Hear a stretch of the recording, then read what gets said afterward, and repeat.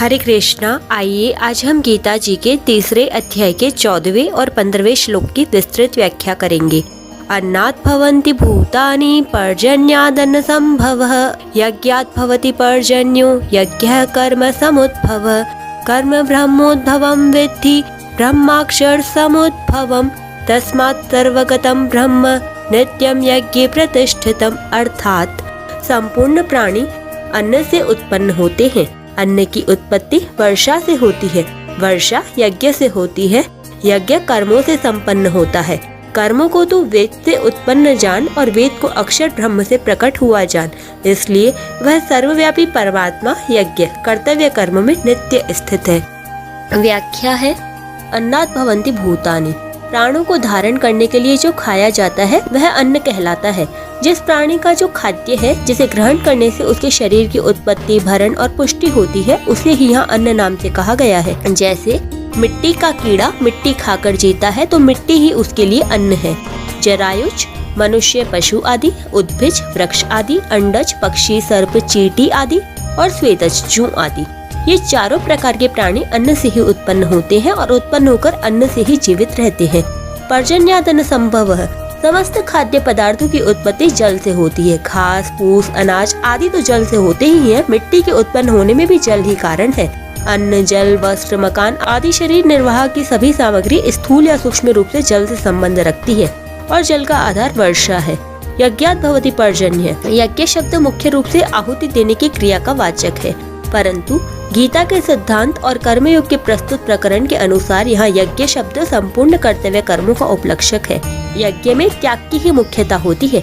आहुति देने में अन्न घी आदि चीजों का त्याग है, दान करने में वस्तु का त्याग है, तप करने में अपने सुख भोग का त्याग है, कर्तव्य कर्म करने में अपने स्वार्थ आराम आदि का त्याग है। अतः यज्ञ शब्द यज्ञ हवन दान तप आदि संपूर्ण शास्त्र विहित क्रियाओं का उपलक्षक है। बृहदारण्यक उपनिषद में एक कथा आती है। प्रजापति ब्रह्मा जी ने देवता मनुष्य और असुर इन तीनों को रचकर उन्हें द इस अक्षर का उपदेश दिया। देवताओं के पास भोग सामग्री की अधिकता होने के कारण उन्होंने द का अर्थ दमन करो समझा। मनुष्यों में संग्रह की प्रवृत्ति अधिक होने के कारण उन्होंने द का अर्थ दान करो समझा। असुरों में हिंसा दूसरों को कष्ट देने का भाव अधिक होने के कारण उन्होंने द का अर्थ दया करो समझा। इस प्रकार देवता मनुष्य और असुर तीनों को दिए गए उपदेश का तात्पर्य दूसरों का हित करने में ही है। वर्षा के समय मेघ जो द द द की गर्जना करता है, वह आज भी ब्रह्मा जी के उपदेश दमन करो दान करो दया करो के रूप से कर्तव्य कर्मों की याद दिलाता है। अपने कर्तव्य कर्म का पालन करने से वर्षा कैसे होगी? वचन की अपेक्षा अपने आचरण का असर दूसरों पर स्वाभाविक रूप से ही अधिक पड़ता है। यद्यदाचरति श्रेष्ठ तत्तद् देवे तरो जनः, मनुष्य अपने अपने कर्तव्य कर्म का पालन करेंगे तो उसका असर देवताओं पर भी पड़ेगा, जिससे वे भी अपने कर्तव्य कर्म का पालन करेंगे, वर्षा करेंगे। इस विषय में कहानी है। 4 किसान बालक थे। आषाढ़ का महीना था। आषाढ़ का महीना आने पर भी वर्षा नहीं हुई तो उन्होंने विचार किया कि हल चलाने का समय आ गया है। वर्षा नहीं हुई तो न सही, हम तो समय पर अपने कर्तव्य का पालन कर दे। ऐसा सोचकर उन्होंने खेत में जाकर हल चलाना शुरू कर दिया। मोरों ने उनको हल चलाते देखा तो सोचा कि क्या बात है, वर्षा तो अभी हुई नहीं, फिर ये हल क्यों चला रहे हैं। जब उनको पता चला कि ये अपने कर्तव्य का पालन कर रहे हैं, तब उन्होंने विचार किया कि हम अपने कर्तव्य का पालन करने में पीछे क्यों रहे। ऐसा सोचकर मोर भी बोलने लग गए। मोरों की आवाज सुनकर मेघों ने विचार किया कि आज हमारी गर्जना सुने बिना मोर कैसे बोल रहे हैं। सारी बात पता लगने पर उन्होंने सोचा कि हम अपने कर्तव्य से क्यों हटे, और उन्होंने भी गर्जना करनी शुरू कर दी।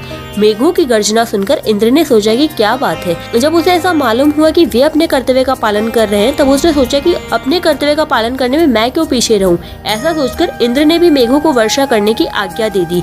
यज्ञ कर्म समुद्भव, निष्काम भाव पूर्वक किए जाने वाले लौकिक और शास्त्रीय सभी विहित कर्मों का नाम यज्ञ है। ब्रह्मचारी के लिए अग्निहोत्र करना यज्ञ है, ऐसे ही स्त्रियों के लिए रसोई बनाना यज्ञ है। आयुर्वेद का ज्ञाता केवल लोगों के हित के लिए वैदिक कर्म करे तो उसके लिए वही यज्ञ है। इसी तरह विद्यार्थी अपने अध्ययन को और व्यापारी अपने व्यापार को यदि वह केवल दूसरों के हित के लिए निष्काम भाव से करे तो यज्ञ मान सकते हैं। इस प्रकार वर्ण आश्रम देश काल की मर्यादा रखकर निष्काम भाव से किए गए सभी शास्त्र विहित कर्तव्य कर्म यज्ञ रूप से होते हैं। यज्ञ किसी भी प्रकार का हो क्रियाजन्य ही होता है। सखिया भिलावा आदि विषयों को भी वैद्य लोग जब शुद्ध करके औषध रूप में देते हैं, तब वे विष भी अमृत की तरह होकर बड़े बड़े रोगों को दूर करने वाले बन जाते हैं। इसी प्रकार कामना, ममता, आसक्ति, पक्षपात, विषमता, स्वार्थ, अभिमान आदि ये सब कर्मों में विष के समान है। कर्मों के इस विषैले भाग को निकाल देने पर वे कर्म अमृतमय होकर जन्म मरण रूप महान रोग को दूर करने वाले बन जाते हैं। ऐसे अमृतमय कर्म ही यज्ञ कहलाते हैं। कर्म ब्रह्मोद्भवम विद्धि, वेद कर्तव्य कर्म को करने की विधि बताते हैं। मनुष्य को कर्तव्य कर्म करने की विधि का ज्ञान वेद से होने के कारण ही कर्मों को वेद से उत्पन्न कहा गया है। वेद शब्द के अंतर्गत ऋग्वेद, यजुर्वेद, सामवेद और अथर्ववेद के साथ साथ स्मृति, पुराण, इतिहास, रामायण, महाभारत एवं भिन्न भिन्न संप्रदाय के आचार्यों के अनुभव, वचन आदि समस्त वेदानुकूल शास्त्रों को ग्रहण कर लेना चाहिए। ब्रह्माक्षर समुद्भवम, यहाँ ब्रह्म पद वेद का वाचक है। वेद सच्चिदानंद घन परमात्मा से ही प्रकट हुए हैं। इस प्रकार परमात्मा सबके मूल हैं।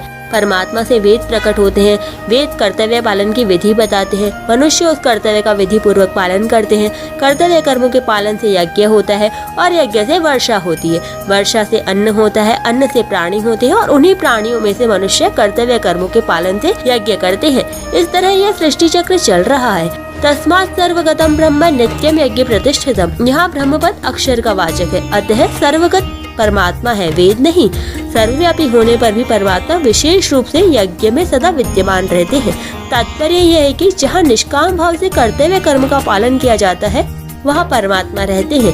अतः परमात्मा प्राप्ति चाहने वाले मनुष्य अपने कर्तव्य कर्मों के द्वारा उन्हें सुगमता पूर्वक प्राप्त कर सकते हैं।